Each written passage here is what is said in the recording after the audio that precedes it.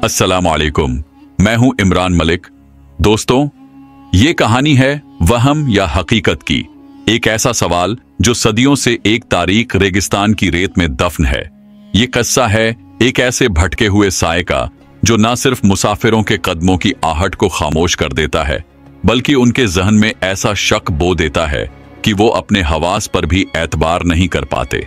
क्या आप तैयार हैं उस पुरसरार सफर पर निकलने के लिए जहां सिर्फ सूरज की तपिश ही नहीं बल्कि साए भी आपका पीछा करेंगे और हर लम्हा आपको ये सोचने पर मजबूर करेगा कि जो आप अपनी आंखों से देख रहे हैं वो हकीकत है या महज एक वहम।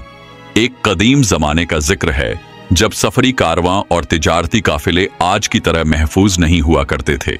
रास्ते दुश्वार, खतरनाक और कई बार पुरसरार हुआ करते थे।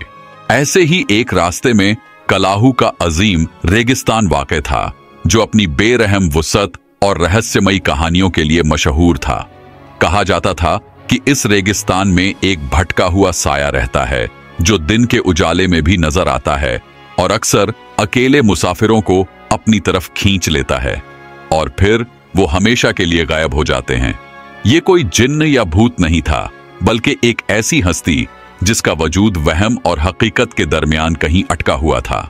इस रेगिस्तान के किनारे पर एक छोटी सी आबादी थी जिसे धूल गांव कहा जाता था।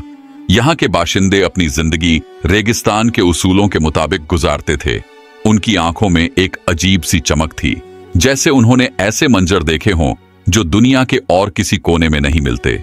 दादा नूर मोहम्मद धूल गांव के सबसे बुजुर्ग और दाना शख्स थे। उनकी झुर्रियों भरी त्वचा उस रेगिस्तान के सूरज की गवाह थी। उनकी आंखों में वो गहराई थी जो रेगिस्तान के राजों को समझ सकती थी। वो हमेशा नौजवानों को उस भटके हुए साए से दूर रहने की तालीम दिया करते थे। उनका मानना था कि वो साया सिर्फ एक वहम नहीं बल्कि एक कदीम लानत है जो रेगिस्तान में अपना शिकार तलाशती है। बेटा, दादा नूर मोहम्मद अक्सर कहते, रेगिस्तान की रेत में सिर्फ कदमों के निशान नहीं बनते बल्कि खौफ और वहम की जड़ें भी जम जाती हैं। उस साए के पीछे एक ऐसा खतरनाक सच छुपा है जो उसे ढूंढने वाले को कभी वापस नहीं आने देता।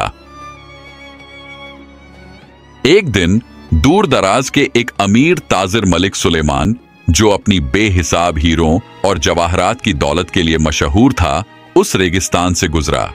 उसके साथ एक बड़ा काफिला था जिसमें बहुत से मुहाफिज, ऊंट और साजो सामान शामिल थे। मलिक सुलेमान ने रेगिस्तान के सायों की कहानियां सुनी थीं, मगर उसे लगा ये सब पुराने जमाने की अफसानवी बातें हैं। उसकी लालच ने उसकी आंखों पर पर्दे डाल दिए थे। मलिक सुलेमान का काफिला जब रेगिस्तान के बीचों बीच पहुंचा तो एक खौफनाक रेत का तूफान उठा। तूफान इतना शदीद था कि हर चीज को निगल गया। जब तूफान थमा तो उसने देखा कि उसका ज्यादातर काफिला गायब हो चुका था। हीरों और जवाहरात से लदे ऊंट, उसके कीमती मुहाफिज सब रेत के समुंदर में गुम हो गए थे। सिर्फ कुछ जख्मी मुहाफिज और चंद ऊंट बाकी बचे थे। मलिक सुलेमान गुस्से और बेबसी से चीख रहा था। उसने अपने बाकी बचे मुहाफिजों को हुक्म दिया कि वो गुमशुदा काफिले और जवाहरात की तलाश करें। तलाश के दौरान एक मुहाफिज को रेत में ढंसा हुआ एक अजीब और गरीब पत्थर का टुकड़ा मिला। ये पत्थर आम पत्थरों से मुख्तलिफ था। उसकी सतह हमवार और ठंडी थी और उस पर खून के रंग जैसे निशान थे जो किसी पुरअसरार जबान के हरफों जैसे लगते थे। मुहाफिज ने वो पत्थर जाकर मलिक सुलेमान को दिखाया। मलिक ने उसे गौर से देखा। उसके चेहरे पर खौफ नहीं बल्कि एक नई उम्मीद की चमक थी। उसे उस पत्थर के बारे में बहुत सी कहानियां याद थीं कि ये वहम का पत्थर कहलाता है और ये गुमशुदा चीजों की निशानदेही करता है, मगर इसकी कीमत दीवानगी होती है। यही है वो पत्थर। मलिक सुलेमान की आंखें चमक उठीं। ये हमें मेरे जवाहरात तक ले जाएगा। मलिक सुलेमान ने ऐलान किया कि जो कोई भी इस पत्थर की मदद से उसके गुमशुदा काफिले और दौलत का सुराग देगा, उसे मुंह मांगा इनाम दिया जाएगा। धूल गांव में ये खबर आग की तरह फैल गई। बहुत से लोग डर गए, लेकिन कुछ ऐसे भी थे जिनकी आंखों में लालच और तजस्सुस की चमक थी।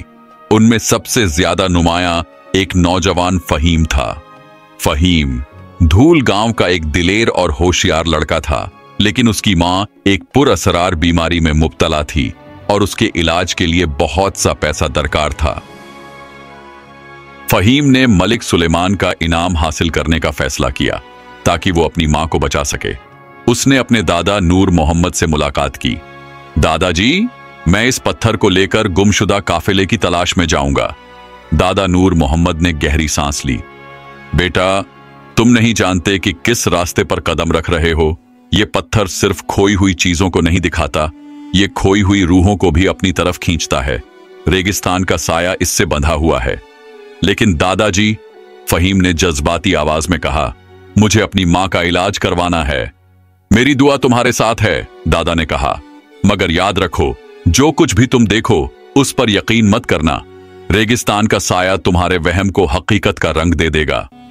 फहीम ने थोड़ा सामान लिया, पानी का मशकीजा और एक तेज खंजर। उसने वहम का पत्थर अपनी जेब में रखा और रेगिस्तान की बेरहम वुसअतों में कदम रख दिया। गांव के लोग उसे देख रहे थे, कुछ दुआ कर रहे थे, कुछ डरे हुए थे और कुछ उम्मीद में आंखें लगाए बैठे थे। सफर शुरू हुआ। दिन की धूप तल्ख थी और रेत की तपिश बर्दाश्त से बाहर। जैसे जैसे वो रेगिस्तान की गहराइयों में दाखिल होता गया, उसे महसूस हुआ कि सूरज की रोशनी भी कुछ अजीब सी हो गई है। हवा में एक पुरअसरार सरगोशी थी, जैसे रेत के झर्रे भी कोई रहस्य गुनगुना रहे हों। शुरुआत में उसे लगा कि यह महज हवा की आवाज है, मगर फिर महसूस हुआ कि वो आवाजें एक जबान में थीं। क्या तुम यहां नहीं हो? गुम हो जाओ, गुम हो जाओ। वो आवाजें धीरे धीरे बढ़ने लगीं और अब वो फहीम के कदमों की आहट के साथ साथ चल रही थीं। फहीम ने डरकर पीछे देखा, मगर वहां कोई नजर नहीं आया। पत्थर उसकी जेब में हल्की सी गर्मी छोड़ रहा था। जैसे ही सूरज डूबने लगा, पत्थर से एक हल्की सुर्ख चमक निकलने लगी। चमक इतनी मध्यम थी कि सिर्फ अंधेरे में दिखती थी। फहीम ने पत्थर को बाहर निकाला। अब उस पर बने खून जैसे निशान और ज्यादा गहरे और वाजह हो चुके थे और वो किसी खास सिमत की तरफ इशारा कर रहे थे। फहीम ने उस सिमत में चलना शुरू किया। जैसे जैसे वो आगे बढ़ता गया, उसे महसूस हुआ कि रेत की तपिश कम होती जा रही है और हवा में एक अजीब सी ठंडक आ रही है। फजा में एक मध्यम सी खुशबू फैली हुई थी, कोई फूलों की नहीं बल्कि ताजा पानी और भीगी मिट्टी की खुशबू। रेगिस्तान में ऐसी खुशबू का आना नामुमकिन था। फहीम को दादा नूर मोहम्मद की बात याद आई, जो कुछ भी तुम देखो उस पर एतबार मत करना। अचानक रेत के टीलों के दरमियान एक हरा भरा नखलिस्तान नमूदार हुआ। वहां घने दरख्त थे और एक छोटा सा चश्मा बह रहा था। पानी इतना साफ था कि उसकी तह तक नजर आती थी। फहीम की आंखों में चमक आ गई। वो थका हुआ था और प्यासा भी। यह हकीकत नहीं हो सकती, फहीम ने खुद से कहा, मगर उसका जिस्म जैसे पानी की तरफ खींच रहा था। वो तेजी से नखलिस्तान की तरफ बढ़ा। जैसे ही वो करीब पहुंचा, वहम का पत्थर अचानक तेजी से चमकने लगा और उससे एक झटका सा निकला, जैसे कोई बिजली उसके जिस्म से टकराई हो। फहीम के दिमाग में एक खौफनाक चीख गूंज उठी और नखलिस्तान उसकी आंखों के सामने धुंधला पड़ने लगा। पानी की जगह सूखी रेत थी, दरख्तों की जगह सिर्फ रेगिस्तान के झाड़। जो ठंडी खुशबू उसे महसूस हो रही थी, अब एक तल्ख और गर्म हवा में तब्दील हो चुकी थी। ये तो वहम था, फहीम ने कांपते हुए कहा। दादाजी सही कहते थे। अब उसे एहसास हुआ कि यह पत्थर सिर्फ गुमशुदा चीजों का रास्ता नहीं दिखाता, बल्कि फरेब भी देता है। यह रेगिस्तान के वहम का जाल था, एक ऐसा मकड़ जाल जिसमें हकीकत और धोखा एक दूसरे में घुल जाते हैं। अंधेरी रात में पत्थर की हल्की सी सुर्ख चमक ने उसे एक अजनबी सी सिमत में चलने का इशारा दिया। वो चलता रहा जब तक कि वो एक सुनसान और समतल रेतीले मैदान में नहीं पहुंच गया। यहां कोई टीले नहीं थे, रेत एक चादर की तरह बिछी हुई थी। मैदान के बीचों बीच एक मध्यम साया नजर आया, जो धीरे धीरे उसकी तरफ बढ़ रहा था। वो साया इंसानी शक्ल का था, मगर उसकी बनावट धुंधली थी, जैसे वो हवा में तैर रहा हो। फहीम ने कांपते हाथों से अपना खंजर निकाला। साया पास आता गया और जब वो बिल्कुल नजदीक पहुंचा तो फहीम ने महसूस किया उसकी आंखों में कोई रोशनी नहीं थी, लेकिन फिर भी वो उसे घूर रहा था। साया फहीम के सामने आकर रुक गया। उसने कोई आवाज नहीं निकाली, लेकिन फहीम को अपने दिमाग में एक शदीद ठंडक महसूस हुई और ऐसा लगा जैसे कोई उसके ख्यालात पढ़ रहा हो। तुम यहां क्यों आए हो? एक आवाज उसके जहन में गूंजी। ये आवाज किसी इंसान की नहीं थी, बल्कि एक ठंडी और गहरी गूंज थी जो रेगिस्तान की वसीयतों से आती महसूस हो रही थी। मैं गुमशुदा काफिले को तलाश कर रहा हूं, फहीम ने मुश्किल से कहा। गुमशुदा? यहां सब कुछ गुम हो जाता है, साये की आवाज आई। जो यहां आता है वो कभी वापस नहीं जाता। साये ने अपना हाथ फहीम की तरफ बढ़ाया। उसका हाथ भी धुंधला था, लेकिन फहीम को लगा कि अगर वो उसे छू लेगा तो उसकी रूह जम जाएगी। पत्थर उसकी जेब में जोर से धड़क रहा था और उससे निकलने वाली गर्मी अब बर्दाश्त से बाहर हो चुकी थी। तुम क्या हो? फहीम ने पूछा। मैं वो हूं जो वहम को हकीकत बनाता है। मैं वो हूं जो रेगिस्तान के गुमशुदा राजों का मुहाफिज है, और अब तुम भी मेरे राज का हिस्सा बनोगे, साये ने कहा। साये के अल्फाज के साथ ही फहीम ने महसूस किया कि उसके इर्द गिर्द रेत का एक भंवर उठ रहा है। रेत तेजी से उसके चारों तरफ घूमने लगी और उसे ऊपर की तरफ खींचने लगी। उसे लगा जैसे वो किसी गायब हो जाने वाले भंवर में गिर रहा है। उसकी आंखें घूमने लगीं और उसे अपने इर्द गिर्द वो तमाम मंजर नजर आने लगे जो उसने वहम में देखे थे। हरा भरा नखलिस्तान, बहते हुए चश्मे और हीरे जवाहरात के ढेर। फहीम को महसूस हुआ कि उसका जिस्म हल्का होता जा रहा है और वो खुद भी एक साया बनता जा रहा है। उसे दादा नूर मोहम्मद की आखिरी वार्निंग याद आई, जो कुछ तुम देखोगे उस पर एतबार मत करना। रेगिस्तान का साया तुम्हारे वहमों को हकीकत बनाकर दिखाएगा। उसे लगा कि उसका अंजाम भी उन्हीं गुमशुदा काफिलों जैसा होने वाला है जो इस रेगिस्तान की रेत में हमेशा के लिए गायब हो गए थे। लेकिन उसी लम्हे पत्थर से एक शदीद झटका आया और फहीम ने महसूस किया कि वो गिर रहा है। जब उसे होश आया तो वो रेत पर पड़ा था और सूरज की रोशनी उसके चेहरे पर पड़ रही थी। साया गायब हो चुका था, पत्थर उसके हाथ में था और उसकी चमक मध्यम पड़ चुकी थी। उसका जिस्म ठंडा हो गया था और उसे महसूस हुआ जैसे उसने अपनी पूरी जिंदगी की तवानाई खो दी हो। क्या यह सब एक ख्वाब था या रेगिस्तान के साये ने उसे आजादी दे दी थी? उसके जहन में हजारों सवालात गूंज रहे थे। उसे नहीं मालूम था कि वो उस मकाम से कैसे बाहर निकला और साया क्यों चला गया था, लेकिन ये बात वो जान चुका था। वो अब पहले जैसा नहीं रहा। उसके अंदर अब एक गहरा खौफ था, एक अजीब और अनोखा तजुर्बा, जैसे किसी दूसरी ही दुनिया का हिस्सा बन चुका हो। क्या वो वाकई बच गया था या ये भी रेगिस्तान के साये का कोई नया वहम था? क्या साया उसे फिर से अपनी तरफ खींचना चाहता था? और सबसे अहम, क्या उसका मकसद, वो गुमशुदा काफिला, अब भी पाया जा सकता था? ये सवाल उसके दिलो दिमाग में गूंजते रहे। फहीम ने हिम्मत की और उठ खड़ा हुआ। उसका मकसद अब भी अधूरा था। उसे मुल्क सुलेमान के गुमशुदा जवाहरात तलाश करने थे ताकि वो अपनी मां का इलाज करवा सके। उसने सोचा, शायद साया मुझे रास्ता दिखा रहा था, या ये एक सबक था कि अपनी आंखों पर कभी एतबार मत करना। उसने वो पत्थर फिर से अपनी जेब में रखा और उस समत चल पड़ा जहां उसे लगा कि काफिला गुम हुआ होगा। मगर अब का सफर पहले से कहीं ज्यादा खतरनाक और भारी हो चला था। हर कदम पर उसे साया महसूस होता, हर रेत के टीले के पीछे, हर हवा की सरसराहट में कोई पुकार, कोई गूंज। उसका दिमाग अब भी हकीकत और वहम के दरमियान झूल रहा था। एक रोज दूर रेत पर उसे ऊंट के कदमों के निशान नजर आए। उसकी आंखों में उम्मीद की एक चमक आ गई। ये काफिले के निशान थे। वो तेजी से उनकी तरफ बढ़ा, लेकिन जैसे ही करीब पहुंचा, निशान गायब हो गए। वहां सिर्फ एक पुरसरार रहस्यमय पत्थरों का ढेर था, जिसमें से एक धीमी सी आहट आ रही थी, जैसे कोई जमीन के नीचे रो रहा हो। फहीम ने उन पत्थरों को हटाने की कोशिश की, मगर वो इतने वजनी थे कि वह उन्हें हिला भी न सका। रात हुई। फहीम ने एक रेत के टीले के पीछे पनाह ली। हवा में एक अजीब सी ठंडक थी और उसे महसूस हुआ जैसे रेगिस्तान की रूहें उसके इर्द गिर्द जमा हो रही हों। अचानक उसे सामने गुमशुदा मुहाफिजों, रक्षकों के साए नजर आने लगे। वो साए उसकी तरफ बढ़े और उनकी आंखों में दर्द और भूख थी। हमें पानी दो, हमें पानी दो। वो साए सरगोशी करने लगे। उनकी आवाजें रेगिस्तान की रेत में गूंज रही थीं। जैसे कोई सदियों पुरानी बद्दुआ जिंदा हो उठी हो। फहीम खौफजदा होकर पीछे हटा। मैं तुम्हारे लिए क्या कर सकता हूं? तुम तो सिर्फ साए हो। हम साया नहीं, हम वहम नहीं, हम हकीकत हैं। एक साया उसके करीब आया। हमें इस झूठे नखलिस्तान ने धोखा दिया, हमें इस रेगिस्तान ने निगल लिया, तुम भी निगले जाओगे।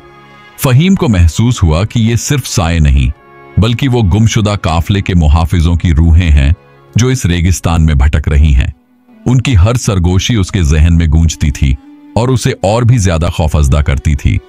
उसे यह भी महसूस हुआ कि वक्त भी उसके साथ कोई अजीब खेल खेल रहा है। सूरज कभी जल्दी गरूब हो जाता, कभी रात बहुत लंबी हो जाती और उसे अपने होश और हवास पर काबू रखना मुश्किल होता जा रहा था। फहीम ने अगले दिन फिर सफर शुरू किया। अब उसके हाथ में वहम का पत्थर पहले से ज्यादा जोर से धड़क रहा था, जैसे वो उसे किसी अहम चीज की तरफ खींच रहा हो।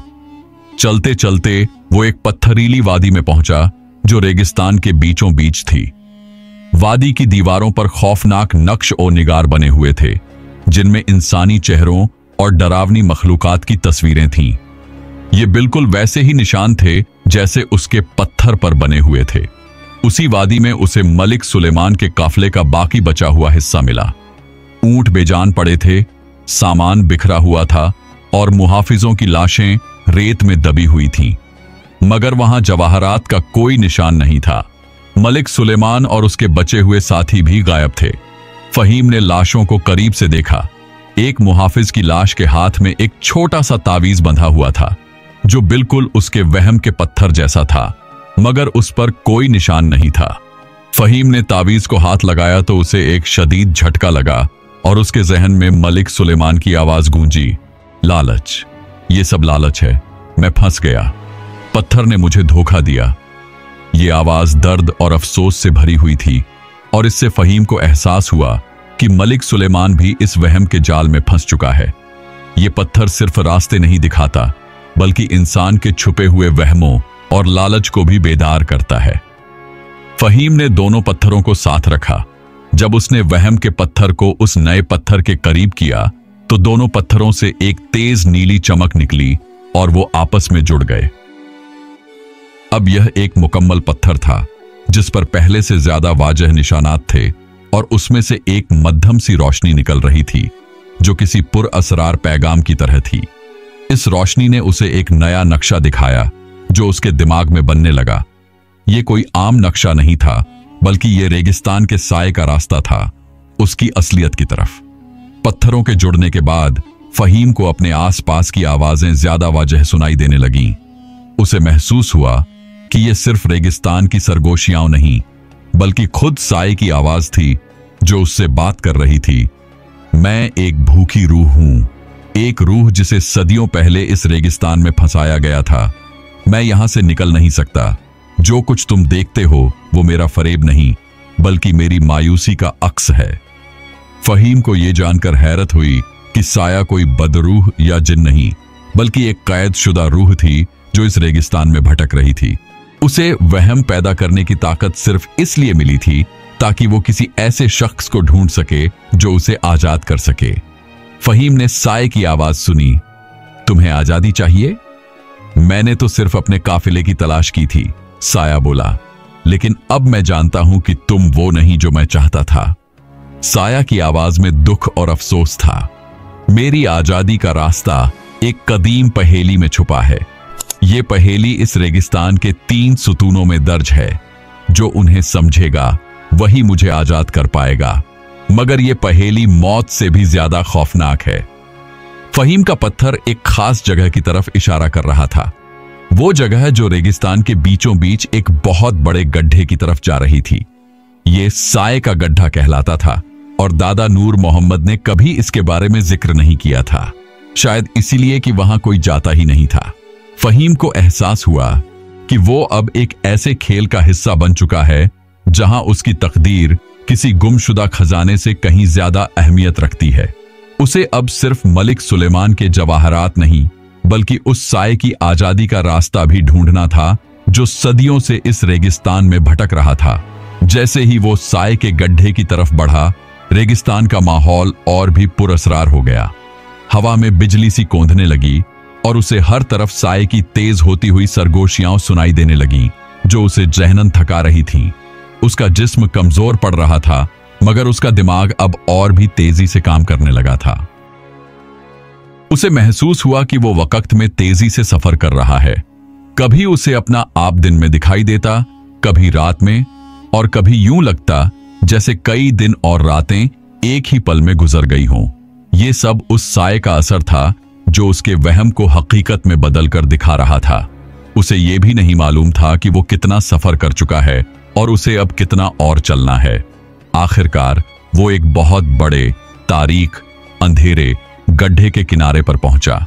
गड्ढा इतना गहरा था कि उसकी तह नजर नहीं आ रही थी और उसमें से एक ठंडी हवा ऊपर आ रही थी, जो किसी अनदेखी दुनिया का एहसास दे रही थी। गड्ढे के गर्द 3 बड़े पत्थर के सुतून, स्तंभ खड़े थे, जिन पर पुरअसरार निशानात और अल्फाज खुदे हुए थे। ये वही 3 सुतून थे जिनका जिक्र साए ने किया था। जैसे ही फहीम उन सुतूनों के करीब पहुंचा, उसके पत्थर ने तेज चमक पैदा की और उसमें से नए निशानात उभरने लगे। ये निशान उस साए की पहेली का हिस्सा थे जिन्हें अब फहीम को हल करना था। उसे महसूस हुआ कि अब साए की आवाज और भी वाज़ेह हो गई थी और उसके दिमाग में हर बात एक कहानी की शक्ल में गूंजने लगी थी। ये कहानी उस साए की थी। वो अब अपनी कैद की दास्तान सुना रहा था। अब फहीम को इस कहानी को मुकम्मल करने के लिए इन पहेलियों को हल करना था, और यही उसकी भी आजादी थी, साए की भी। लेकिन क्या वो इन पहेलियों को हल कर पाएगा जो वक्त और वहम के जाल में लिपटी हुई थीं? ये सवाल उसके जहन में गूंज रहा था जब उसने पहले सुतून की तरफ कदम बढ़ाया। उसकी आंखों में अब अज़्म, संकल्प था और एक नई उम्मीद। फहीम ने पहले सुतून की तरफ कदम बढ़ाया। पत्थर में से निकलने वाली मध्यम रोशनी अब उस सुतून पर बने निशानात को रोशन कर रही थी।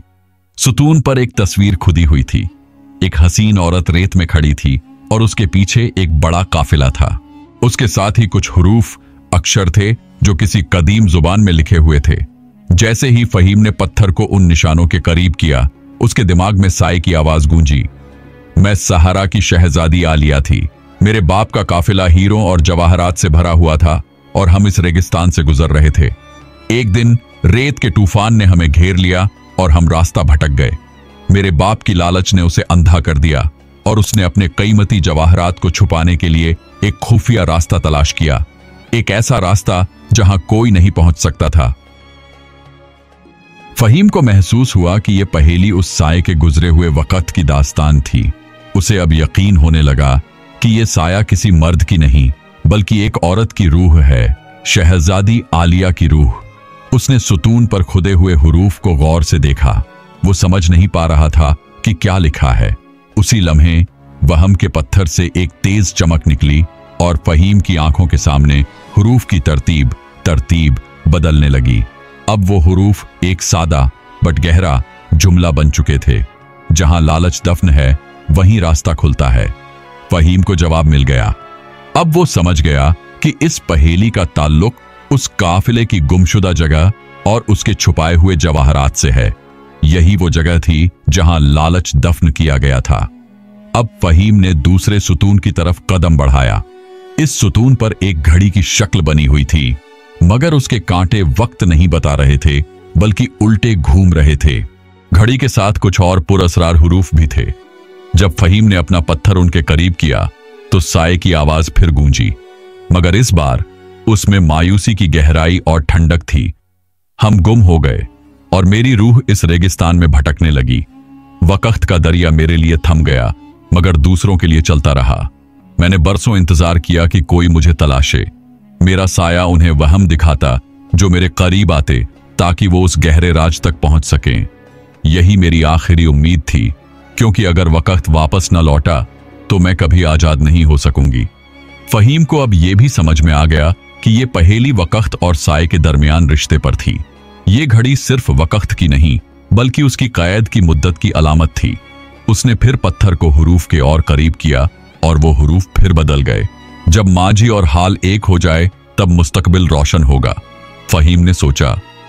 इसका मतलब यह है कि उसे उस पल को फिर से जिंदा करना होगा जब शहजादी कैद हुई थी, और उसे आज से जोड़ना होगा ताकि उसकी रूह आजाद हो सके। लेकिन यह कैसे मुमकिन होगा? अब फहीम तीसरे और आखिरी सुतून की तरफ बढ़ा। यह सुतून सबसे ज्यादा पुरअसरार था। इस पर एक झोंपड़ी की शक्ल बनी हुई थी जिसके अंदर एक दरवाजा था, और उस दरवाजे के ऊपर एक आंख बनी हुई थी। वो आंख ना पूरी तरह खुली थी न पूरी तरह बंद, जैसे कोई नींद और जाग के दरमियान सांस ले रहा हो। जब फहीम ने पत्थर को उसके करीब किया तो साए की आवाज में एक हसरत थी। मैंने उन लोगों को तलाश किया जो मुझे आजाद कर सकें। मैंने उन्हें अपने वहम दिखाए, उन्हें रास्ता दिखाया। कुछ लालच में फंस गए, कुछ डर कर भाग गए, मगर कोई भी आजादी की सही कीमत नहीं जान सका।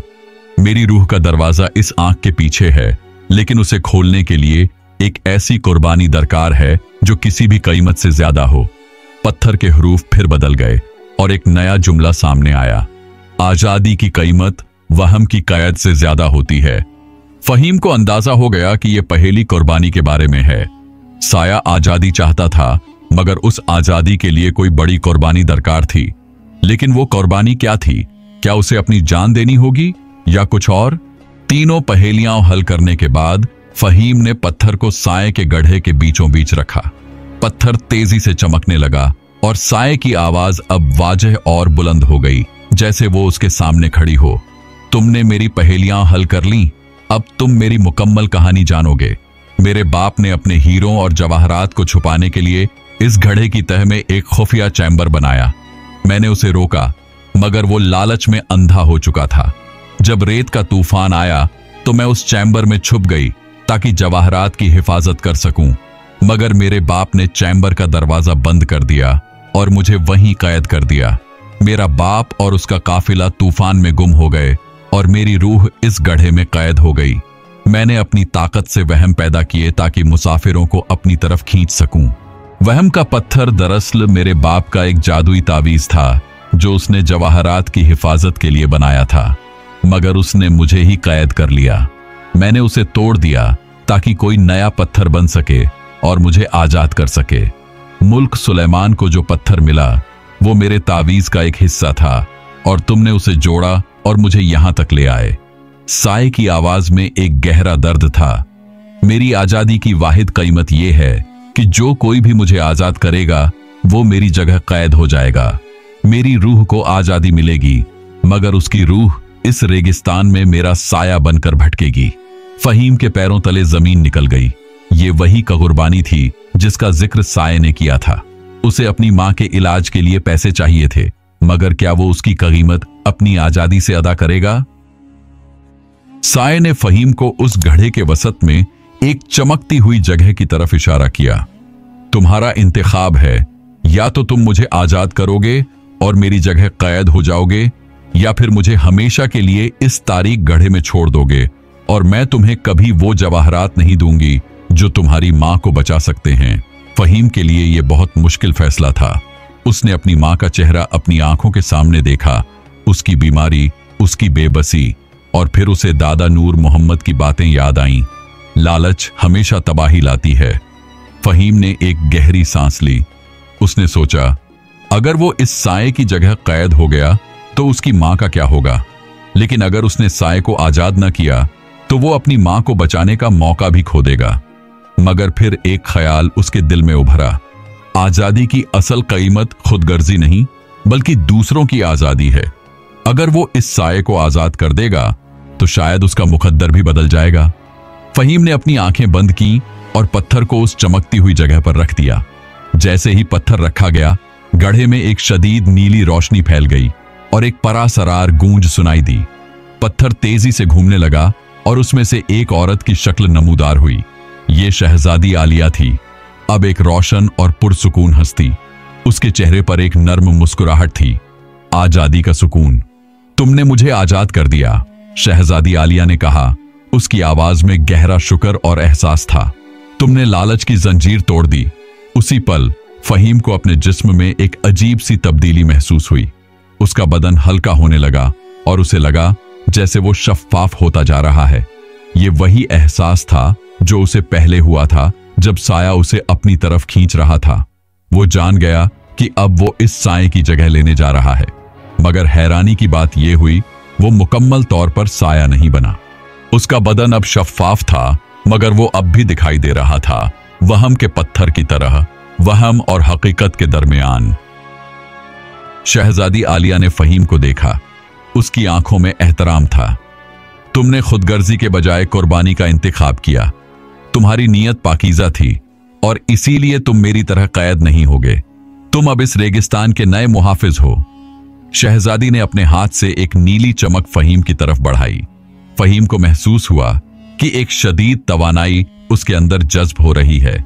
उसके शफ्फाफ जिस्म में अब एक हल्की नीली चमक आ गई थी और अब वो जंगल के सायों को कंट्रोल कर सकता था।